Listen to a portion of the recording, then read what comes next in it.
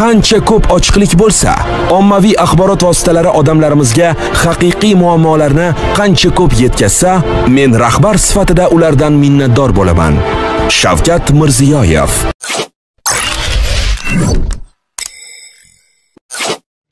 Assalomu alaykum. Meni video murojaatim bu safar Sog'liqni saqlash vaziri Asalbek Xudoyorov Anvarvichga bo'ladi. Mana soat 2:38 da bizga vizit kelib tushdi. Bu vizit bo'yicha 2:46 da biz o'sha yerda bo'ldik. 27 yashar qiz ekan. Biz o'zi tashqariga chiqib kutib oldi. Davleniyasini o'lchadi, doktorimiz yaxshi, isitmasi yo'q, o'lchadim yaxshi. Lekin kecha ham kelgan doktorlar menga ukol qilib ketishmadi. Senlar ham ukol qilishmoqchi emasmisan dedi. Albatta, istimangiz yo'q, davleniyingiz yaxshi, sizga nimaga ukol qilishimiz kerak degan so'zimiz uchun biz shunaqangi haqoratlar eshitdik yana.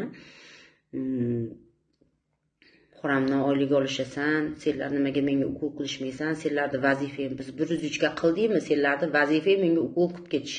Endi kasal bo'lsa ukol qilamiz-da, kasal bo'lmasa qaytdan biz istimasi yo'q bo'lsa, davleniyasi yaxshi bo'lsa, biz qaytdan u ayolga biz ukol qilishimiz kerak. Nojo'ya ta'sirlari bo'lsa, ertaga Alloh saqlasin, o'limga yetib qoladigan bo'lsa, nima bo'ldi? Skoridagilar kelib ukol qilib ketdi bo'ladimi?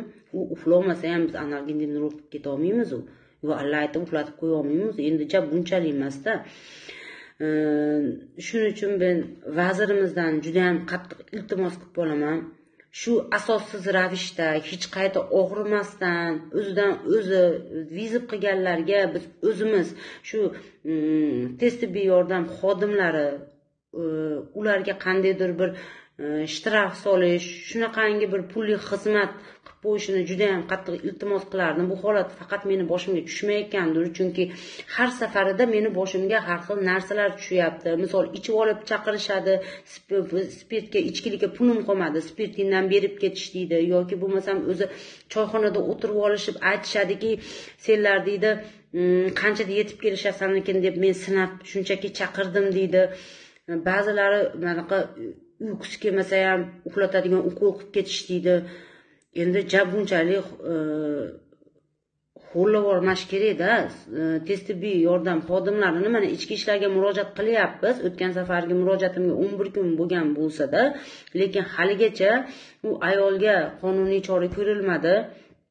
Andijon viloyati sog'liqni saqlashdan yoki Andijon viloyati ichki ishlar xodimlaridan rasmiy munosabat ham bildirmadi. Skoridagilar odam emasmi degan yozuv ostidagi video murojaatimga hech qanday munosabat bildirilmadi.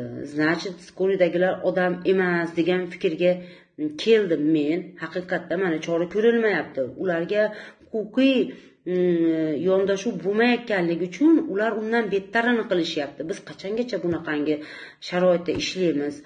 Shu paytga doir hech qanday chora ko'rilmayotgani uchun hech kim murojaat qilmagan bunday, chunki ba'zilarda huquqiy bilimi yetarli bo'lmaydi, video murojaat qilishni bilishmaydi, lekin men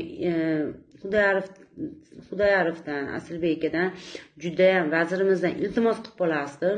Shu narsaga ishtirok soladigan qilib qandaydir bir takliflar kiritib Oliy Majlisga yangi qonun ishlab chiqarishlarini juda ham qattiq iltimos qilib qolardim. Chunki bunaqada ishlab bo'lmaydi. Biz bunchalik haqoratlarga loyiq emasmiz, tibbiyot xodimlari. Har safarida bunaqangi, har dejurimda bunaqangi haqorat, bunaqangi so'zlar eshitib chiqishdi, men o'zimga singdira olmayapman to'g'risi. Sizdan, vazirimizdan juda ham qattiq iltimos qilib qolardim.